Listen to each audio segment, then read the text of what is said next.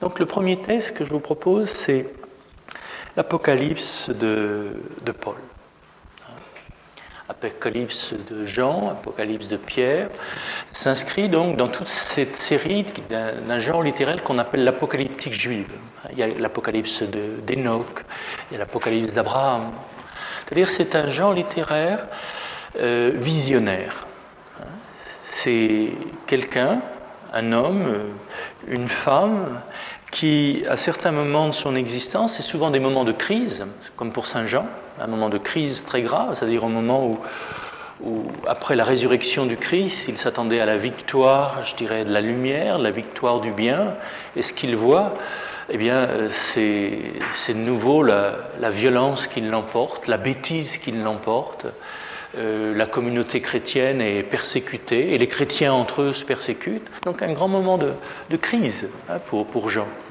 Et dans ce moment de crise, il va avoir des visions, comme ça nous arrive, quand vraiment, comme ça va nous arriver au moment de l'agonie. Au moment de l'agonie, le mot agonia, je vous le rappelle tout de suite, ça veut dire le combat. Le combat entre deux plans de conscience, entre deux niveaux d'être. Parce qu'il y a quelque chose qui est en train de disparaître, de se casser, de se déchirer, et il y a quelque chose d'autre qui est en train d'émerger, mais on ne saisit pas toujours très bien ce qui se passe. Et dans ces moments de crise, eh bien, souvenez-vous pour vous-même dans votre propre vie, on a quelquefois des songes, des rêves. C'est-à-dire que ce qui va nous parler à ce moment-là, c'est pas les mots, c'est pas les concepts, mais ce sera davantage des images, un rêve. Ce sera peut-être justement cette grande image avec la qualité de présence qu'elle représente, qu'on appellera aussi un ange. Dans ces moments-là, on n'a pas besoin tellement d'être aidé, vous le savez, on a plutôt besoin d'être ailé. C'est-à-dire de recevoir un surcroît de conscience. Et je dirais la source de l'information, la source créatrice, eh bien, va s'unir d'une certaine façon à notre imaginaire, produire des images signifiantes, ce qu'on va appeler des visions, qu'il faudra bien distinguer du fantasme ou de l'hallucination. Le fantasme, l'hallucination, c'est toujours à partir de quelque chose, je dirais, du passé, qui est comme rémémoré. On est encore dans l'imagination liée à la mémoire. Tandis que là, on est dans une imagination qu'on va appeler l'imaginal. C'est un thème qu'on a déjà eu plusieurs fois l'occasion d'évoquer, c'est-à-dire comment se produit en nous des images signifiantes qui vont ouvrir l'avenir. Donc le style apocalyptique, c'est le langage des images. C'est le langage, pas seulement du rêve, c'est le langage du songe. Faites bien la différence entre le rêve et le songe. Le rêve, dans le sens freudien du terme, a quelque chose à voir avec ce qu'on a vécu, avec notre passé, avec notre petite enfance. Le songe, lui, c'est de l'information. C'est de l'information créatrice. Et un songe, d'ailleurs, vous le savez bien, quand on se réveille le matin, laisse en nous une autre qualité d'empreinte. On ne sait pas très bien ce que le rêve est en train de nous dire, ce que ce songe est en train de nous dire, mais on sent qu'elle a du sens. Et quelquefois, il faudra toute une vie pour comprendre un songe. Un rêve, une image qui nous a traversé à un moment donné, eh bien, quelquefois toute une vie pour la comprendre. Donc l'apocalyptique, c'est ce genre littéraire. C'est ce qui se révèle au cœur de la nuit, au cœur de la crise, au cœur d'un état de conscience non ordinaire. C'est le langage prophétique. Les prophètes ont un moment quand on lit l'Ancien Testament, les écoles de prophètes, c'est d'une certaine façon d'entrer en transe. Et dans cette transe, eh bien, il y a des images qui sont produites. Et elles sont signifiantes, elles peuvent éclairer l'avenir. Le mot apocalypse, comme je vous le disais, vient du grec apocalypto, qui veut dire découvrir. Littéralement, l'action d'enlever le voile, kalimna. Le kalimna, c'est le voile, c'est la couverture. Et apocalypto, donc, enlever les voiles, traverser les voiles. Et on va essayer de voir justement le voyage de l'âme comme une traversée des voiles, ou une danse des voiles. Une danse des voiles et une traversée des climats. Et on traverse dans notre vie différents climats. Il y en a qui sont dans le climat du mental, l'imagination, d'autres la sensation. Tous ces climats à traverser, tous ces voiles à traverser avant de voir le jour qu'il fait depuis toujours, avant de voir la lumière qui est dans les voiles de tous ces corps qui nous constituent. Bon, le grec, bien sûr, n'est que la transcription de l'hébreu, l'hébreu gala, qui veut dire dévoiler. Dévoiler, découvrir, décrypter. Décrypter. Et là, vous vous souvenez du prophète Amos qui dit « Yodévavé, celui qui est l'être qu'il est, ne fait aucune chose sans qu'il révèle, gala, donc sans qu'il dévoile, son secret, sodo, à ses serviteurs et prophètes. » Donc les apocalypses sont quelque chose du secret de la vie, du secret de l'être, du secret de l'être humain qui sont révélés. Donc le mot apocalypse n'a pas tout de suite le sens un peu trop contemporain de catastrophe. C'est ce qui se dévoile à travers quelquefois une catastrophe, à travers une crise, mais pas toujours une crise, mais quelque chose qui excède ce qu'on peut contenir. Là, il y a quelque chose de trop dur, trop fort, trop beau à comprendre. Et qu'est-ce qui se dévoile? Qu'est-ce qui est en train de se dire là? C'est le même mot d'ailleurs, apocalypse, apocryphe. Apocryphe, en dessous des Écritures. C'est ce qui est avant les Écritures, d'une certaine façon. Quand on parle des évangiles apocryphes, c'est des évangiles qui sont un petit peu en dessous des Écritures canoniques, des Écritures officielles, et dont les Écritures officielles se sont quelquefois servies pour se constituer. Ça, on l'a vu à propos de ce qu'on appelle l'évangile de Thomas, qui n'est pas encore un évangile, puisque c'est un recueil de paroles. Mais de ce recueil de paroles, les évangélistes vont se servir pour constituer leur propre évangile. Donc à côté des paroles, mettre un certain nombre de faits et gestes, des miracles, de raconter une histoire.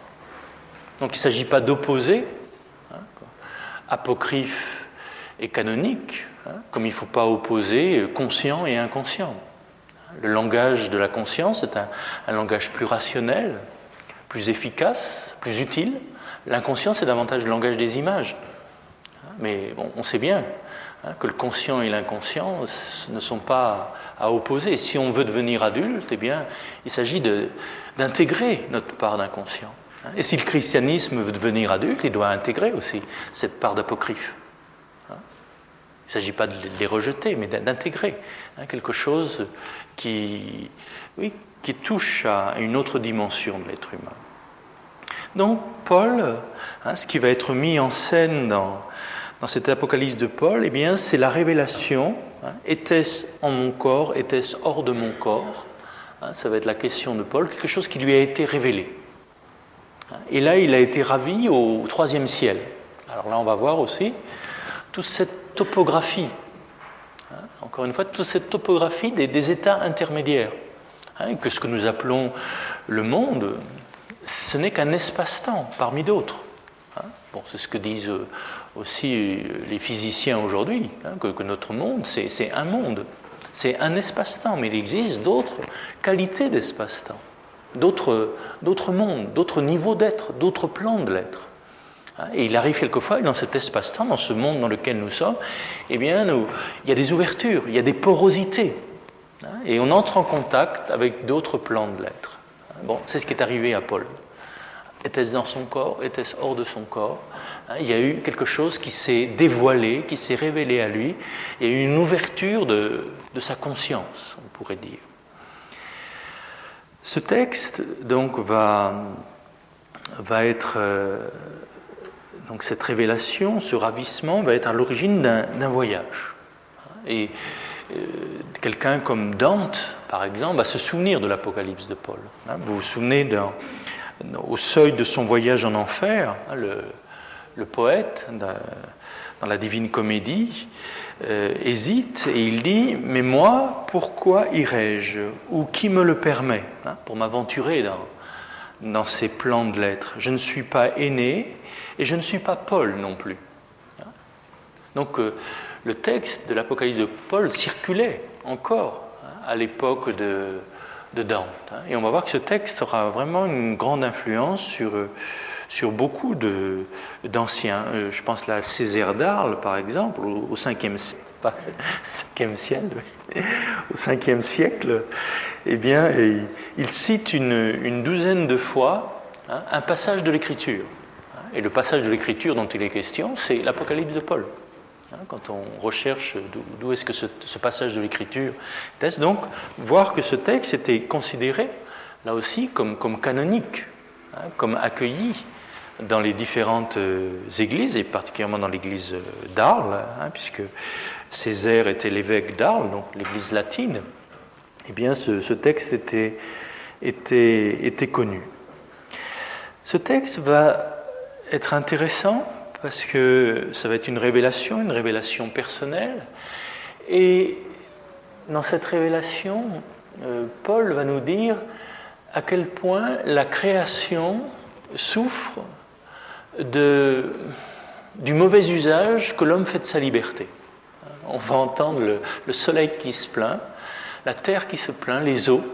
C'est assez étonnant quand on connaît aujourd'hui certains phénomènes d'actualité dans la dimension écologique. Eh bien, ce vieux texte, donc à presque 2000 ans, eh bien, nous rappelle les conséquences des actes de l'homme sur l'univers, sur la création, et qu'à certains moments, eh bien, la terre se met en colère. La terre se met, les éléments ne supportent pas. Ça me fait penser à un roman, je crois, assez récent qui s'appelle Colère, justement, ou qui montre qu'effectivement les éléments de la création, eh bien, si on continue à les traiter de cette façon-là, eh bien, ça va réagir d'une façon violente, que ce soit du côté des eaux, du côté je dirais des tremblements de terre, d'un certain nombre de séismes, qui sont comme des réactions du cosmos au comportement de l'être humain qui malmène la matière dans laquelle il se trouve, et de la matière, l'environnement dont il fait lui-même partie. Bon, là je ne suis pas en train de faire un discours écologique, je suis en train de vous citer l'Apocalypse de Paul, un texte du 1er siècle. Et puis, les anges qui vont guider Paul, alors là on va voir l'importance, le rôle des anges, et puis toutes les rencontres qu'il va faire dans ce monde intermédiaire. Bon. Ce texte, je disais qu'il a été bien reçu, donc dans les premiers siècles. Il a même beaucoup circulé, parce qu'il correspond, je crois, à une préoccupation qui est toujours d'actualité. Qu'est-ce qu'on devient après la mort ? Où est-ce qu'on va ? Qu'est-ce qui se passe ? Comment ça va se passer ? Est-ce que le juste, l'être humain qui a une vie juste, et les crapules vont au même endroit ? Est-ce qu'il n'y a pas une justice ? Et s'il n'y a pas de justice de cette vie, est-ce qu'il n'y a pas une justice dans d'autres mondes ? Et là, on va le voir, ce qu'on appelle le paradis et l'enfer, c'est les lieux où, je dirais, on réalise la conséquence de nos actes. C'est la prise de conscience des actes qu'on a posés, et cette prise de conscience peut être douloureuse ou peut être heureuse. Donc, encore une fois, c'est une façon imagée de mettre en image, je dirais, ce qui se passe dans les profondeurs de l'âme. Donc ce texte va être traduit, donc à l'époque ancienne, il existe en 8 langues, en grec, en latin, en syriaque, en copte, en slavon, en arménien, en arabe et en éthiopien. Si vous recherchez les textes anciens de l'Apocalypse, bien vous le trouverez dans ces différentes langues. Maintenant, si vous le recherchez dans des langues plus populaires, la langue vernaculaire, comme on dit, et particulièrement au Moyen-Âge, puisque c'est à trouver des traductions françaises, provençales, roumaines, anglaises, galloises, allemandes, danoise, bulgare, serbe. Donc c'est intéressant de voir à quel point ce texte a voyagé dès les origines, est traduit dans les langues anciennes et ensuite donc dans les langues populaires. D'où de nouveau ce rappel que c'était un texte qui s'adressait pas simplement aux érudits, aux moines, aux théologiens, mais qui par sa puissance d'image parlait. On sait bien que c'est comme les enfants. Les livres d'enfants sont des livres d'images. L'image nous parle à un autre niveau, peut-être plus profond, que je dirais que l'analyse, que le concept. Et si Jésus parle un langage de parabole, un langage d'image, comme tous les grands sages, comme tous les grands saints, qui parlent davantage pas un langage de philosophe, mais davantage un langage de poète, c'est que les images parlent non seulement à notre conscient, mais parlent aussi à notre inconscient. Et que c'est quelquefois des images qui laissent en nous une empreinte. Et le sens, petit à petit, va s'en révéler. On peut se poser la question maintenant, où, dans quel milieu cet apocalypse a été produit, son lieu d'origine. Donc là, au niveau des recherches contemporaines, actuellement, on arrive à le situer davantage en Égypte. De nouveau, toujours ce riche terreau de textes qu'on redécouvre à Nag Hammadi, qu'on redécouvre, c'est-à-dire qu'à côté du monde grec et du monde sémite, il y a tout ce monde de l'Égypte, qui est encore dont le langage était justement encore le langage des images, des hiéroglyphes. Donc le milieu de production de ce texte, ça serait l'Égypte et plus particulièrement Alexandrie. C'est ce que dira quelqu'un comme Origène. Quand on dit que certains évangiles sont des évangiles gnostiques, la gnosis, vous vous souvenez, c'est la connaissance. Et pas la connaissance analytique, la connaissance par participation. Devenir un avec ce que l'on connaît. Une connaissance existentielle. C'est autre chose que du savoir. C'est autre chose que quelque chose qu'on peut acquérir. C'est une connaissance par participation. Thomas d'Aquin dira, c'est une connaissance par connaturalité. C'est-à-dire on devient ce que l'on connaît. Donc l'Apocalypse de Paul appartiendrait aussi à cette littérature d'Égypte, d'Alexandrie, avec cette tendance gnostique. On est en quête de connaissance. Qu'est-ce que c'est que l'être humain ? Qu'est-ce que c'est qu'un corps ? Qu'est-ce que c'est que l'âme ? Qu'est-ce que c'est que ces climats qui habitent l'être humain ? Et comment les traverser ? D'où venons-nous ? Où allons-nous ? Au niveau de la présentation, là je vous renvoie, la traduction que je vais utiliser, c'est pas moi qui l'ai faite, c'est celle que vous trouvez dans le volume de la Pléiade. Encore une fois, les textes que je vais vous citer sont tout à fait accessibles aujourd'hui. Vous me direz, il n'y a pas très longtemps que ce volume de la Pléiade est publié, mais vous pouvez le trouver. Donc vérifiez un petit peu tout ce que je viens de vous dire. Et la traduction sur laquelle je me baserai, c'est celle de Claire Kapler. Bon, donc je vous renvoie au texte de la Pléiade. Au niveau de l'iconographie, il faut savoir un peu des gens comme Jérôme Bosch, par exemple, se sont beaucoup inspirés de cet apocalypse de Paul. Comme on le verra, l'évangile de Nicodème, encore aujourd'hui, dans certains textes, comme ça s'appelle l'évangile de Pilate, de Emmanuel Schmitt, je crois, dans un texte publié l'année dernière, s'inspire encore de ces vieux textes. Donc c'est toujours été une source d'inspiration pour des romanciers, pour des iconographes ou pour des grands poètes comme Dante. Bon, mais entrons dans le texte. Donc je vous lis la première page. J'en viendrai aux visions et révélations du Seigneur. Je connais un homme dans le Christ qui, voici 14 ans, était-ce dans son corps ? Je ne sais. Était-ce hors de son corps? Je ne sais. Dieu le sait. Cet homme fut ravi jusqu'au 3e ciel. Et cet homme-là, était-ce en son corps? Était-ce sans son corps? Je ne sais. Dieu le sait. Je sais qu'il fut ravi jusqu'au paradis et qu'il entendit des paroles ineffables qu'il n'est pas permis à l'homme de redire. Pour cet homme-là, je me vanterai. Mais pour moi, je ne me vanterai que de mes faiblesses. Bon, vous allez me dire, mais ça je connais. Vous retrouverez effectivement ce texte dans la deuxième aux Corinthiens, deuxième épître de Paul aux Corinthiens, chapitre 12, versets 1 à 5. Donc le prologue de l'Apocalypse de Paul, mot pour mot, cite Saint Paul. Tout ça pour nous dire que ce texte, c'est sous le patronage de Paul, et que ce que ce texte va raconter, c'est ce que Paul n'a pas développé dans son épître. Là, on va en savoir un petit peu plus. Donc, déjà, que nous dit ce texte? Je crois qu'il est déjà intéressant. Donc, il arrive à l'être humain d'avoir des visions, des révélations. Donc, Paul, mais beaucoup d'autres avant lui et beaucoup d'autres après lui.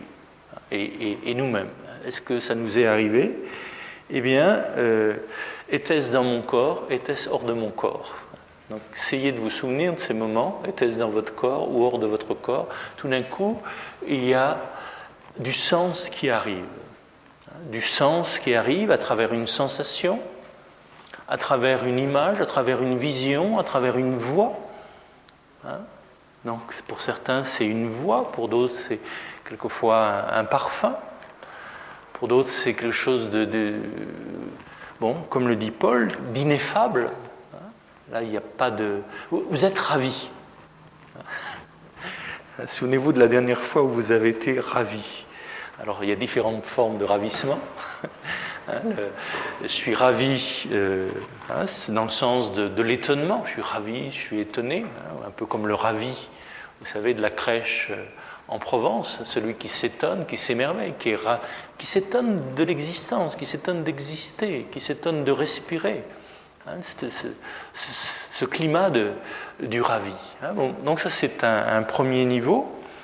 Et puis, il y a ravi dans le sens, je dirais, plus proche de celui de l'Apocalypse de Paul, c'est-à-dire ravi à lui-même. On entre comme dans un autre monde. Vous savez, il y a certaines musiques, il y a certains lieux, il y a certaines rencontres. Tout d'un coup, on est dans un autre monde, on est dans un autre climat. On entre dans ce qu'on appellera, ou que Platon appelait le monde des archétypes, le monde des grandes images. On entre dans ce qu'on a déjà appelé, vous savez, le monde intermédiaire, entre le monde sensible et le monde de la pure lumière, le monde intelligible. Il y a tout ce monde intermédiaire. Entre la matière et la lumière, il y a tout ce monde, je dirais, des mixtes. Ce n'est pas la matière dense que nous connaissons, mesurable, que l'on peut peser, et ce n'est pas non plus la pure lumière. Vous vous rappelez de l'évangile de Marie. Ce n'est ni une expérience purement spirituelle, c'est-à-dire une expérience de pur silence, ni une expérience, je dirais, de l'ordre du fantasme ou de l'hallucination. C'est quelque chose d'autre. C'est l'entrée dans un monde intermédiaire, dans un plan d'être, qui n'est pas le monde purement spirituel, mais ce qui fait le lien entre ce monde matériel et ce monde spirituel. Comme entre nous, c'est un peu ce qu'on va appeler aussi les mondes angéliques, comme entre nous et le monde de la matière, du minéral, il y a le monde animal et le monde végétal. Il y a tous ces plans intermédiaires, il y a tous ces degrés de l'être. Donc on peut être ravi devant ce qui apparaît devant nos yeux, ravi dans le sens où on entre dans ce monde intermédiaire, et puis il y a le ravissement ultime, qui est justement, là on entre dans le silence. Vous retrouverez ce que dit Thérèse d'Avila dans les différentes demeures. Ces plans de l'être, ce sont aussi des demeures. Vous retrouverez aussi, bien sûr, Jean de la Croix, mais vous retrouvez dans d'autres traditions, comme Ibn Arabi, ou des traditions juives aussi, ou bien sûr dans les traditions de l'Inde. Je dirais ces moments où On sort du monde sensible, mais il y a néanmoins une perception. Et puis on va au-delà de toute perception. Là, c'est le monde de l'infini.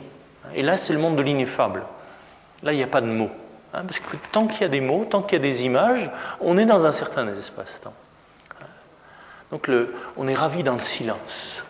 Et là, bon, il y a un changement de temps. Bon, il y a un changement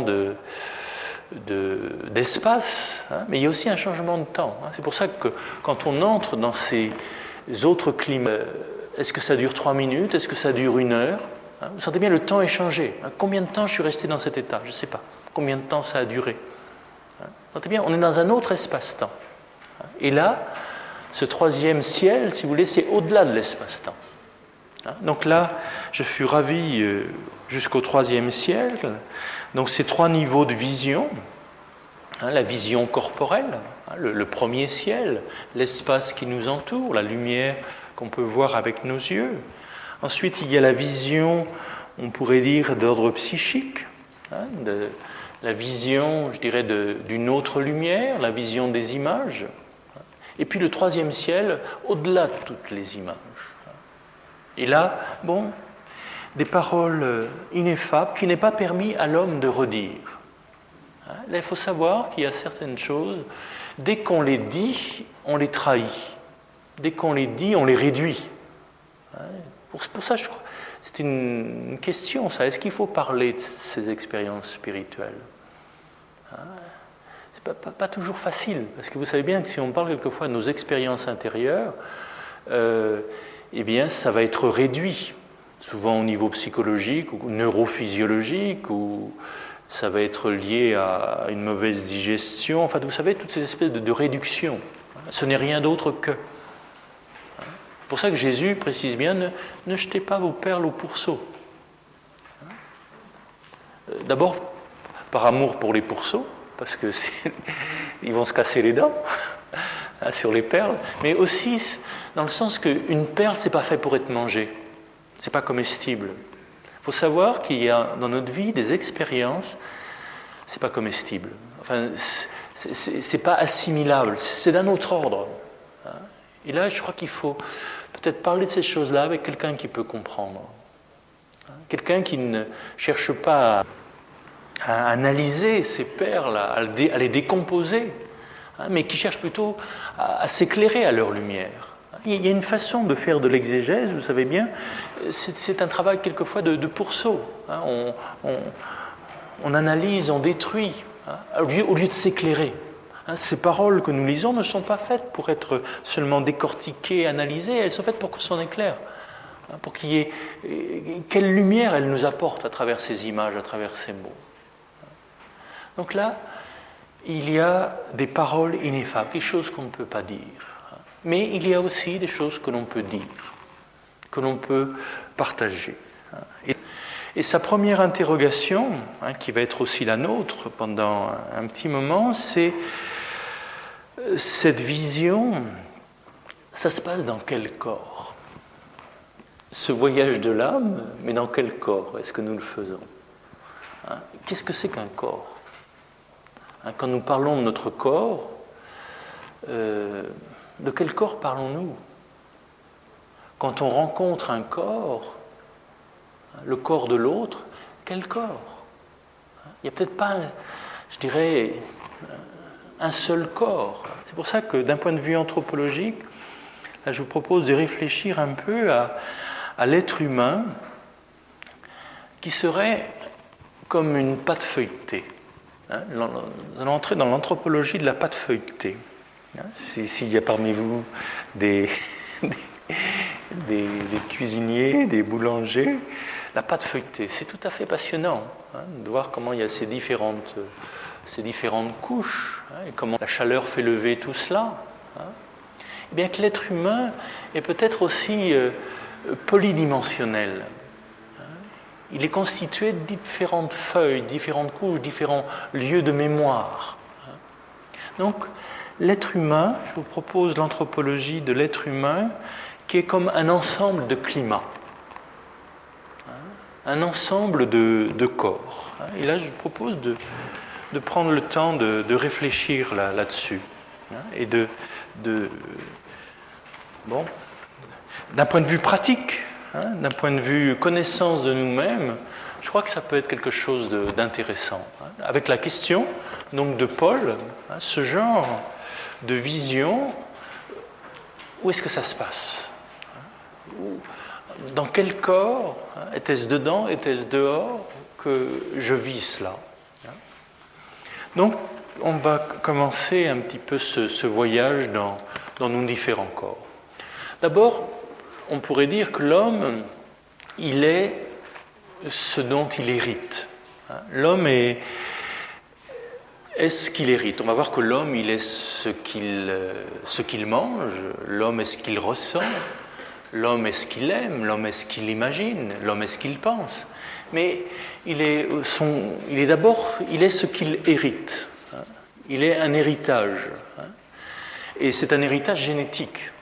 C'est un héritage biologique. Donc là, je vais parler de ce premier corps qui est mon corps génétique, mon corps, cet ensemble, je dirais l'homme vraiment dans la matière qui le constitue. L'homme neuronal, les atomes, l'homme atomique, tous ces éléments d'atomes, de neurones, de gènes qui nous constituent, tout ce qui est notre héritage. Et certains vont vivre, on va voir que chaque corps est animé par un climat. Et que ce sera intéressant donc, dans ce petit voyage que l'on va faire de remarquer dans quel climat nous vivons la plupart du temps. Et de voir que les uns avec les autres, on ne vit pas toujours dans le même climat.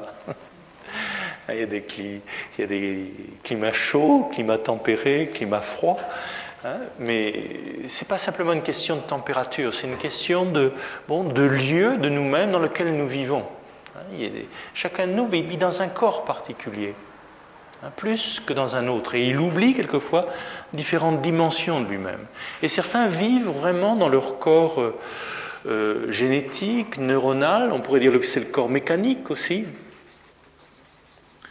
Donc c'est déjà un corps où, vous sentez bien, si on connaissait ce corps-là, je dirais quelle aventure déjà, que cette connaissance, que cette exploration de ce corps. Donc là nous sommes dans le climat quelquefois de nos mémoires, le climat de nos gènes. Et là, notre corps est quelquefois habité de corps étrangers. Il y a le corps de notre mère, il y a le corps de notre père, il y a toutes ces informations qui nous ont communiquées. Et là, vous le sentez bien, il y a des voiles, il y a des épaisseurs qui ne sont pas toujours faciles à traverser. Est-ce que c'est moi, est-ce que c'est ma mère qui réagit dans cette situation? Et là, je sens le poids de mes mémoires, des gènes qui me constituent, de l'héritage qui est le mien. Et je vais avoir à accepter cet héritage. Encore une fois, on est libéré que de ce qu'on a accepté.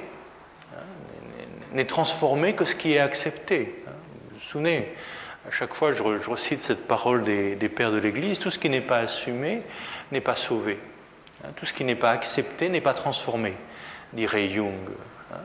Donc là, je dirais, il s'agit d'accepter ce paquet de mémoire, génétique, atomique, qui nous constitue, et c'est à partir de cela que va commencer notre voyage. Mais que déjà, dans nos cellules, dans les éléments qui nous constituent, il y a déjà une telle aventure à visiter. Et quelquefois, nous sommes dans ce climat. On sent que c'est pas seulement moi, c'est tout mon passé, c'est tout mon héritage qui est là. Et quelquefois, c'est comme des corps étrangers qui m'habitent et qui me gênent. L'homme est aussi ce qu'il mange. L'homme est ce qu'il mange. Vous connaissez cette petite phrase qui a été répétée assez souvent au niveau de l'histoire de l'humanité. Et c'est vrai que l'homme est constitué de nourriture. Donc on va le voir, encore une fois, l'homme est ce qu'il mange, il y a peut-être différents niveaux de nourriture. Là, c'est ce qu'on appellera le corps de nourriture. Ce corps de nourriture va nous faire entrer dans un climat qu'on appellera le climat des appétits. Certaines personnes donc, vivent beaucoup dans ce climat. Et ce climat des appétits, c'est le climat de l'attraction et de la répulsion. Certains d'entre nous, on vit complètement dans ce climat. Attraction, répulsion. C'est-à-dire que ma vie, je me laisse emporter par ce qui m'attire, ce qui me nourrit, et il y a une espèce de répulsion, et je vis dans ces appétits, quelquefois contradictoires, agréables, désagréables. Le climat des appétits. Attraction, répulsion. Bon, là aussi, c'est un lieu d'observation. Mon corps de nourriture. Avec quoi je me nourris? Quels sont les appétits qui m'habitent? Et quel est ce climat que j'aurai aussi à traverser? Le voyage de l'âme, elle a traversé sa mémoire, son climat génétique, tout ce qui a été hérité, tous ces corps étrangers, qui sont comme imprégnés dans ces cellules, dans ces atomes. Et puis, il y a, je dirais, cette espèce d'émergence dans mon corps, de faim, de soif, d'attraction, de répulsion, de boulimie, d'anorexie, tout ce qui peut traverser mon corps. L'homme est ce qu'il mange. L'homme est ce qu'il ressent. Et là, c'est ce qu'on appellera le corps de sensation. Le corps de sensation. De nouveau, agréable, désagréable. Là, je vis dans le climat de mes sensations. Donc, ce n'est pas seulement attraction, répulsion, mais c'est agréable, désagréable. Vous sentez bien comment chaque corps est comme une couche. C'est toujours l'être humain. Nous sommes tous là. Mais vous sentez quelquefois qu'une couche prend toute la place. Un lieu de nous-mêmes, un climat de notre être semble complètement nous submerger et on s'identifie. On s'identifie à ses appétits, on s'identifie à ce paquet de mémoire, on s'identifie à nos sensations, un climat des sensations. Il y en a, ils vivent dans ce monde des sensations, qui est un monde riche et beau. Donc là, c'est le climat des cinq sens. Ce que je vois, ce que j'entends, ce que je touche, ce que je respire, ce que je goûte. Nous sommes constitués, nous sommes faits de ce ressenti. L'homme est ce qu'il ressent. Et là, l'homme serait malade, il lui manquerait une couche, il lui manquerait je dirais, dans sa pâte feuilletée, il lui manquerait quelque chose d'important si ce corps de sensation était oublié. C'est le cas de certaines personnes, justement, qui sont dans un autre corps, qu'on va approcher, le corps mental, qui sont dans leurs pensées, mais qui n'ont plus de sensations. Ils sont comme coupés de leurs sensations. Et ça, c'est un malheur, une misère, une souffrance. Mais de la même façon, ceux qui sont devenus les esclaves de leurs sensations, qui s'identifient à une dimension de l'être humain. Donc là aussi, il y aura ce climat des sensations à traverser. Mais encore une fois, on ne traverse que ce qu'on accepte, que ce qu'on assume, et que ce qu'on respecte aussi. Oui, il s'agit de respecter notre passé, respecter que nous sommes des êtres d'appétit, et s'il n'y a plus d'appétit, il n'y a plus de vie. S'il n'y a plus d'instinct vital, l'appétit de vivre, c'est la mort. Donc sentez bien que ce monde de l'appétit, ce monde animal en nous, ce corps animal, est important aussi. Il s'agit de le respecter. Mais en sachant que nous ne sommes pas que cela. L'homme est ce qu'il ressent, l'homme est aussi ce qu'il respire. L'importance de la respiration. Ou plutôt, l'homme est comment il respire. Bon, là, l'homme est comment il respire, ça va nous conduire dans le monde de ce qu'on appelle le corps émotionnel. Parce que vous remarquerez que nos émotions sont liées à la respiration et que dans les grandes pratiques ascétiques, spirituelles de l'humanité, justement, pour apaiser ce corps émotionnel, on invitera souvent les personnes à respirer plus doucement. Bon, vous retrouvez ça bien sûr dans les ikas, mais vous retrouvez ça aussi dans certaines traditions de l'Inde. On insiste beaucoup sur ce qu'on appellera le prana, qui est lié justement au monde émotionnel. Et qu'on peut avoir une certaine maîtrise entre guillemets, de ce corps d'émotion, à travers la respiration, à travers l'apaisement, l'élargissement de la respiration. Bon, corps émotionnel, corps d'émotion plutôt, eh bien là, le corps d'émotion va me conduire dans ce climat émotionnel. Il y en a parmi nous, eh bien ça c'est vraiment le climat de leur existence, c'est leur émotion. Agréable, désagréable. Vous sentez bien comment certains d'entre nous sont complètement submergés par leur émotion. Ne sont que des boules d'émotion.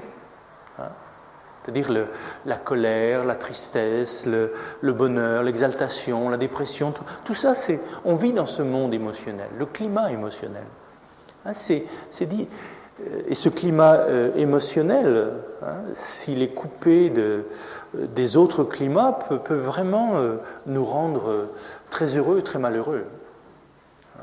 Bon, encore une fois, l'émotion, c'est quelque chose d'infiniment beau,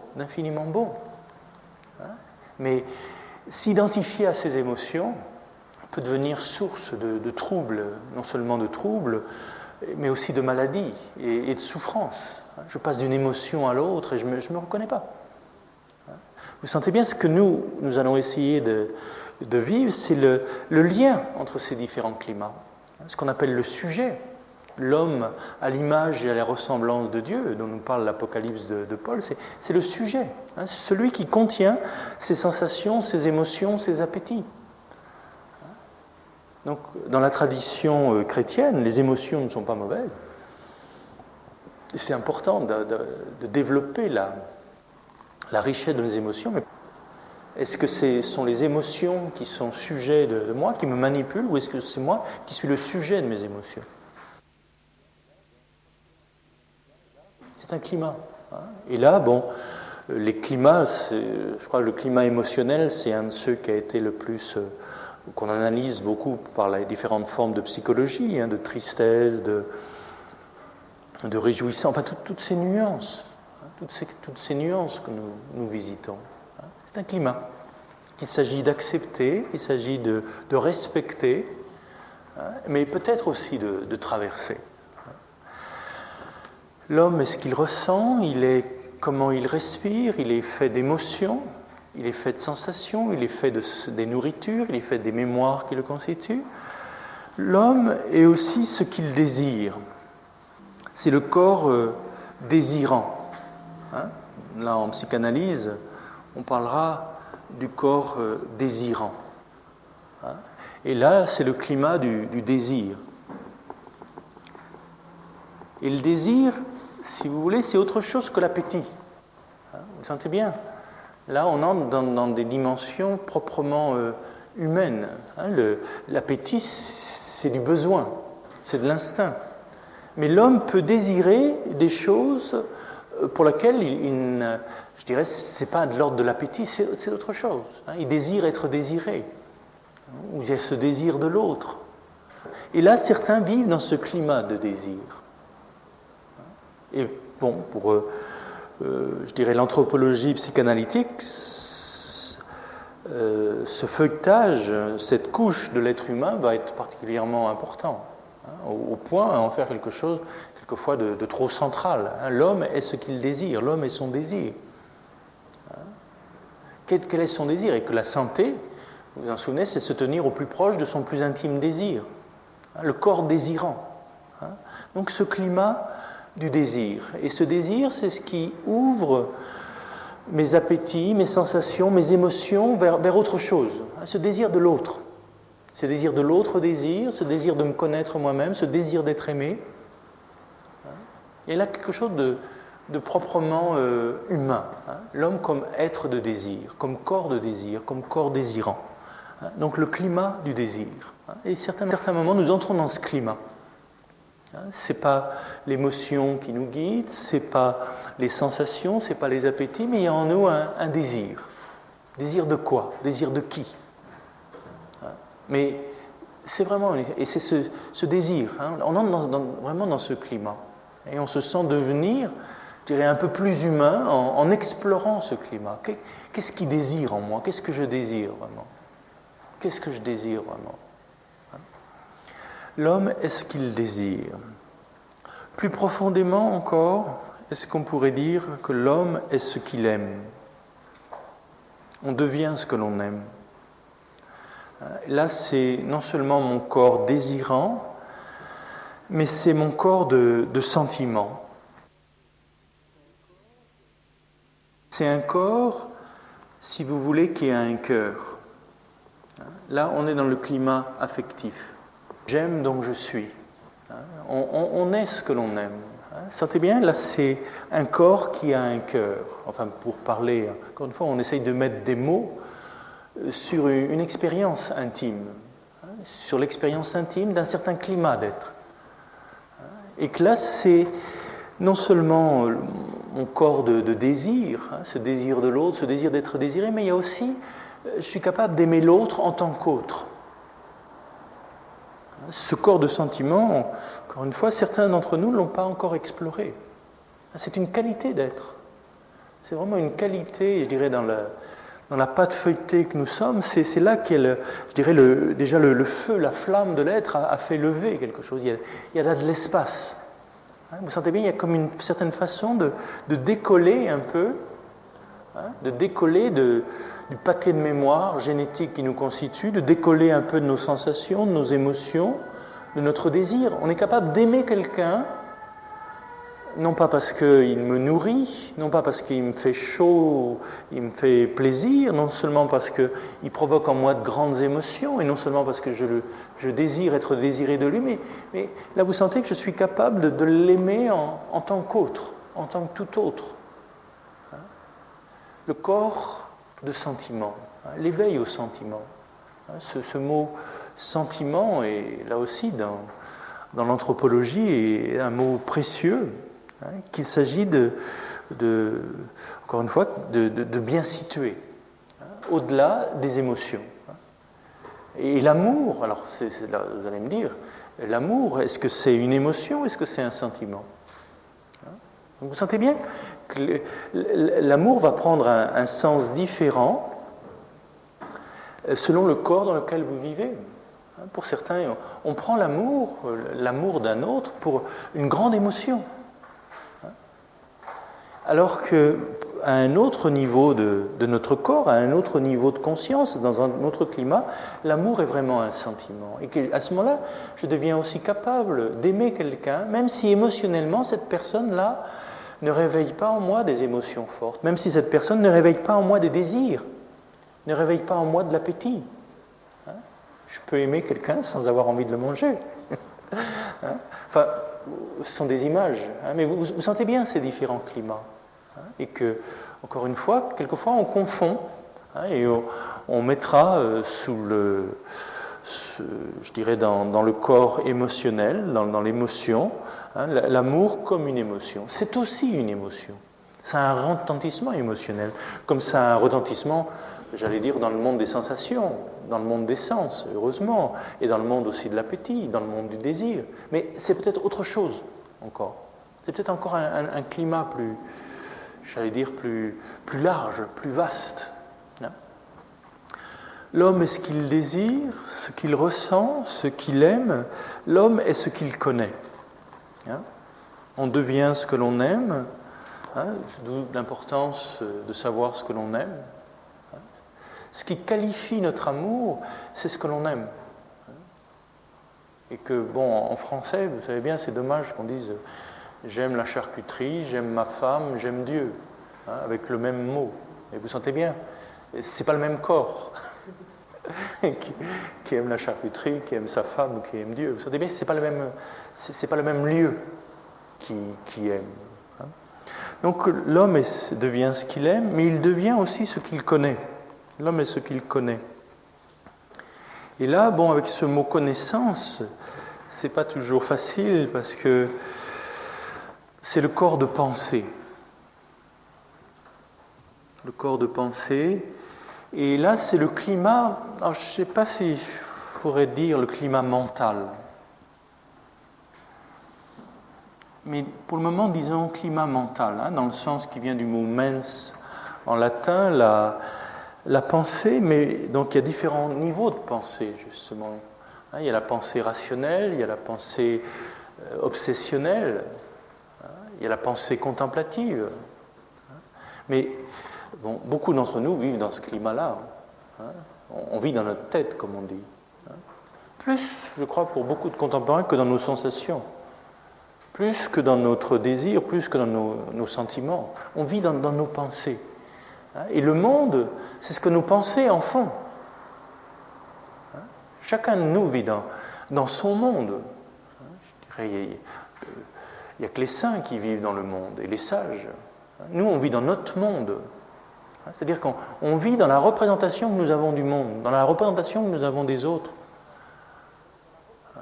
Dans la représentation émotionnelle, sensorielle, mais dans la représentation mentale. Et là, vous le savez bien, pour un scientifique, justement, ce qui est passionnant, c'est au niveau de ses recherches, au niveau de ce qu'il découvre, ce qu'il prenait pour la réalité du monde à un certain moment n'a plus aucun sens à un autre moment.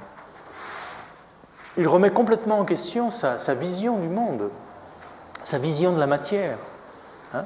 Donc, important pour nous aussi d'explorer ce climat des pensées dans lequel nous sommes. Et il peut y avoir une espèce de pathologie dans laquelle on est complètement enfermé dans nos pensées, dans nos idées, l'idéologie, où on oublie les personnes. Ça peut être même des idées religieuses. Ça peut être du mental religieux. Et vous savez bien que là, c'est grave, parce qu'on a une idée sur Dieu, on a une idée sur l'autre, on a une idée sur les autres religions, et on prend ces idées, on prend ces représentations pour la réalité. Et on veut imposer ces idées. On veut imposer son climat. Bon, là, tout à l'heure, je vous parlais de température. Vous sentez bien, là on est dans un climat froid. Froid, sec, quelquefois tranchant, là, dans le climat affectif, dans le climat des sentiments, il y a quelque chose de lumineux, de chaud. Là, dans le climat des sensations, c'est chaud. Enfin, vous sentez bien, c'est d'autres climats. Là, quelque chose d'un peu froid, vous savez, le froid de certains intellectuels qui vous analysent, qui découpent le monde, qui découpent les situations, et qui voient toutes choses à travers des sondages, des théories, et qui oublient le visage humain qui est là derrière. Donc le climat du mental. On devient ce que l'on connaît. L'homme est ce qu'il connaît. Il est ce qu'il aime, il est ce qu'il ressent. D'où l'importance de veiller là au concept, aux mots qui nous habitent. Le corps, c'est le corps de pensée, c'est aussi le corps de parole.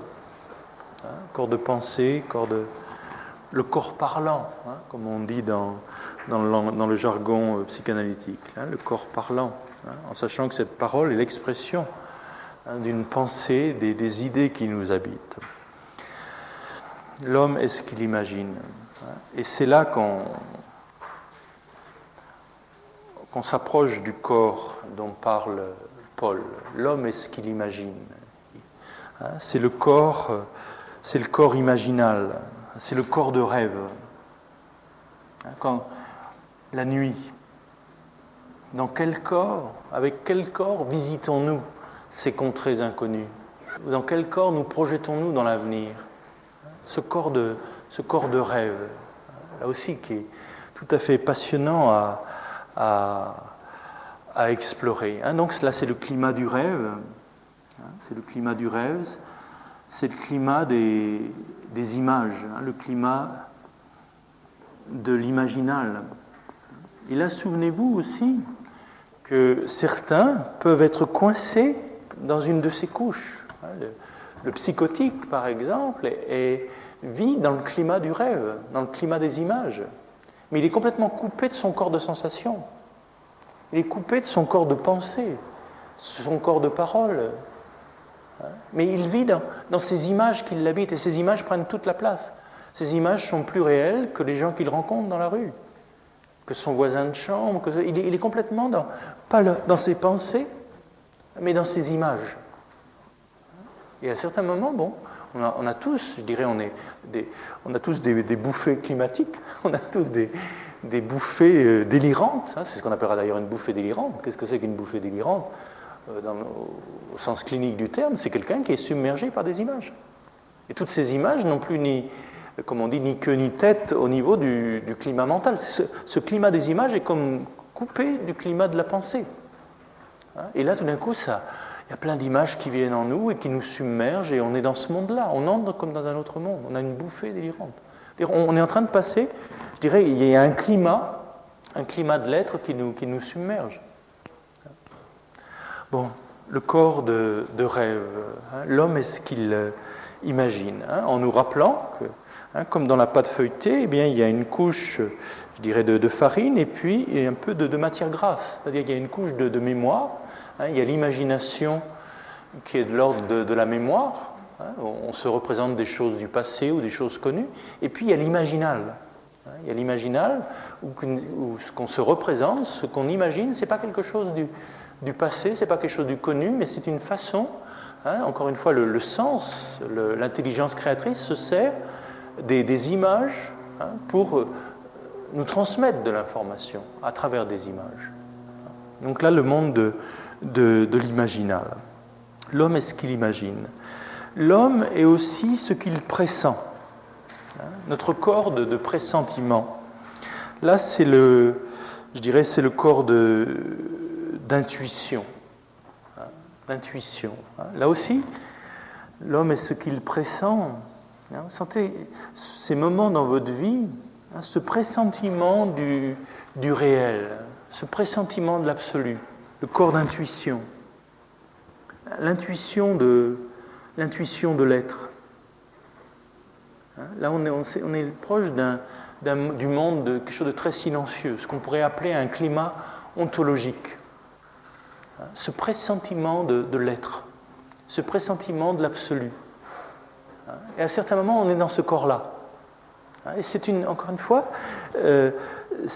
ce climat ontologique, ce climat de l'être, va avoir une résonance dans les autres climats. C'est-à-dire qu'au niveau de la sensation, je me sens là comme au milieu d'un grand espace, d'une grande lumière. Il y a un pressentiment d'un au-delà du voile, d'un au-delà du corps, d'un au-delà de la matière. Ce pressentiment de l'information créatrice, au-delà de toutes ces formes, au-delà de tous ces voiles. Quelquefois, nous sommes dans ce climat. On s'approche ainsi de l'homme et ce qu'il contemple. Pas seulement ce qu'il pense. La pensée, dans la pensée, il y a une façon d'intégrer le réel dans le cadre, de notre cerveau, dans le cadre du langage, dans le cadre de la représentation.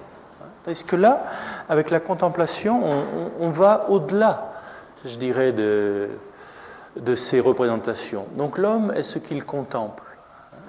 Il devient ce qu'il pressent. Ça, c'est le corps de silence. Le corps de silence, le corps de prière, notre corps de prière. Ce serait intéressant, d'un point de vue anthropologique, encore une fois, de voir ce que la prière fait au corps, ce qu'elle transforme dans le corps, au niveau cellulaire, au niveau de nos appétits, au niveau de nos sensations, au niveau de nos émotions, au niveau de nos amours. Quand on introduit de la prière, quand on introduit ce climat, ce climat de contemplation, et là on entre un peu dans ce qu'on va appeler les climats angéliques, où là l'homme est comme on disait tout à l'heure, est comme ailé, il retrouve ses ailes. Vous vous souvenez du mythe de Platon, l'homme a perdu ses ailes, a perdu sa dimension contemplative. Et là, l'homme retrouve ses ailes. C'est pas parce qu'il retrouve ses ailes qu'il a perdu ses griffes. Nous sommes toujours des animaux avec des griffes, qui ont toujours besoin de saisir, de posséder, de tout ça. Mais bon, nous avons aussi des ailes. Nous avons aussi ce goût de l'espace, ce goût de l'infini. Là, l'homme ailé, l'homme est ce qu'il contemple. Bon, on pourrait encore développer. L'homme est ce qu'il donne. le corps d'offrande. L'homme est ce qu'il donne. Et sentez bien quel climat. Parce que ça, c'est un corps qui ne nous sera pas enlevé. Le corps d'offrande, le climat de l'offrande. C'est toucher en soi, je dirais, la puissance même du don. Ce corps d'offrande, ce corps de louange. C'est-à-dire ce lieu en nous-mêmes qui dit merci. Et qui adhère à la vie avec gratitude. Le corps de gratitude, le corps de grâce. Notre corps gracieux. Enfin, sentez bien les mots là sont courts pour parler de cette expérience, pour parler de ce climat. Donc là, on parlera d'un climat de grâce, d'un climat de gratitude, un climat de gratuité, de légèreté. D'un coup, notre être est traversé par le don, notre corps d'offrande. Bon, sentez bien tous ces climats. Pour arriver, je dirais, à ce dernier climat où l'homme est l'être qu'il est. L'être, mais là, il est l'être, celui qui fait être. Celui qui fait être tous les climats, celui qui est à la source de tous les temps, celui qui est à la source de tous les corps. Là, simplement, il est. Là, c'est ce qu'on appellera notre corps d'éveil ou notre corps ressuscité. Dans le sens tout à fait étymologique du mot ressuscité, anastasis. Ana, celui qui est le corps, je dirais, qui est monté, qui stasis, qui se pose dans la hauteur. Le corps éveillé. Au-delà, au-delà de, je dirais, de tous ces corps, au-delà et au-dedans. Au-delà de tous les climats et au cœur de tous ces climats. Le corps, je dirais, du sujet, le corps de je suis, le corps de celui qui est. L'homme est l'être qu'il est. Bon, c'est une petite approche de l'être humain, à partir de cette idée de la pâte feuilletée. C'est un effort pour essayer de rendre compte de la complexité de l'être humain. De la complexité de l'être humain et de la complexité de ce qu'est en train de vivre Paul lorsqu'il s'interroge quel corps ? Est-ce dedans, est-ce dehors ? Et quand nous employons le mot corps, de quel corps parlons-nous ? Et là, ce qui serait intéressant, si on était dans une démarche peut-être plus thérapeutique, de repérer, pour chacun de nous, je dirais, les climats qui nous sont les plus familiers. Pour certains climats émotionnels, c'est là qu'on vit la plupart de notre temps, de nos journées. Et d'explorer aussi ces climats qui nous sont plus étrangers, ce corps de silence, ce monde du désir, ce monde de l'imaginal, tous ces climats angéliques, tous ces lieux de nous-mêmes qui sont dans le pressentiment d'un espace, d'un pur espace, d'une pure lumière. Explorer. Et tout cela, c'est l'être humain. L'homme est un ensemble de climats. L'homme est un ensemble de climats, et à certains moments de sa vie, il y a un climat qui domine, qui prédomine, qui submerge. Et je dirais, il y a d'autres moments où tous ces climats sont comme animés, habités par ce corps d'éveil. C'est-à-dire que la présence de l'être, il est dans tous ces lieux-là, il est dans toutes ces dimensions-là. Le corps du Christ est dans tous nos corps. Le corps du sujet est dans tous les climats du sujet. Je suis, il est ce je suis qui a de la mémoire, il est ce je suis qui a des appétits, il est ce je suis qui a des sensations, qui a des émotions, des désirs. Mais il n'est pas que cela. Je suis cela et pas que cela. Est-ce dans mon corps, est-ce hors de mon corps ? C'est dans mon corps et c'est au-delà. Façon donc d'approcher l'être humain. Bon. Ça va ? Là, alors, vous voyez, qu'est-ce que c'est que prendre soin de quelqu'un ? Donc, si on devient thérapeute, si on accompagne quelqu'un au moment de la mort, si on accompagne quelqu'un pendant qu'il est vivant, eh bien, c'est de se souvenir de tous ses corps. Et là, vous vous rappelez quand Graf Durkheim disait quand vous touchez un corps, ne touchez jamais un corps. Et par là, il voulait dire n'oubliez pas de toucher une personne. C'est-à-dire quand vous touchez un corps, essayez de voir quel corps vous touchez. Et pour certains, ça réveille les appétits, pour d'autres, c'est les émotions. Et d'essayer de toucher aussi ces autres corps qui ont besoin d'être reconnus. Et il y a des lieux de nous-mêmes qui n'existent pas tant qu'ils n'ont pas été touchés, tant qu'ils n'ont pas été caressés. Donc il y a des lieux de nous-mêmes. Pour Paul, eh bien, il y a bien un lieu de lui-même qui n'existait pas tant qu'il n'avait pas été visité, caressé, je dirais, du dedans par cette présence. Il y a un lieu de nous-mêmes, de lui-même qui n'existait pas tant que ces images ne l'avaient pas pénétré. Donc comme notre corps physique, si vous savez bien, pour l'enfant, si cet enfant n'a pas été caressé, ce corps physique aura toujours du mal à exister. Notre corps émotionnel aura aussi des difficultés tant qu'il n'aura pas été accepté, tant qu'on n'aura pas été accepté avec nos rires et nos larmes. Notre corps de désir aussi, tant qu'il n'aura pas été reconnu. Ce désir tellement mystérieux quelquefois qui nous habite, quelquefois il n'a pas encore été reconnu, notre sentiment, notre désir d'aimer. Donc il y a je dirais, des climats de notre être qui n'ont pas encore été révélés, dévoilés. Donc l'Apocalypse, c'est le dévoilement. Et chaque corps, on pourrait dire, chaque climat est comme un voile dans lequel il s'agit de danser et qu'il s'agit de traverser. L'Apocalypse, donc, ces textes que nous étudions, c'est comme une danse des voiles, apprendre à danser, apprendre en tant que sujet à danser à travers nos émotions, à travers nos sensations, à travers notre désir, à travers notre contemplation, à travers notre silence, à travers notre offrande, et traverser les voiles. C'est ça le voyage de l'âme.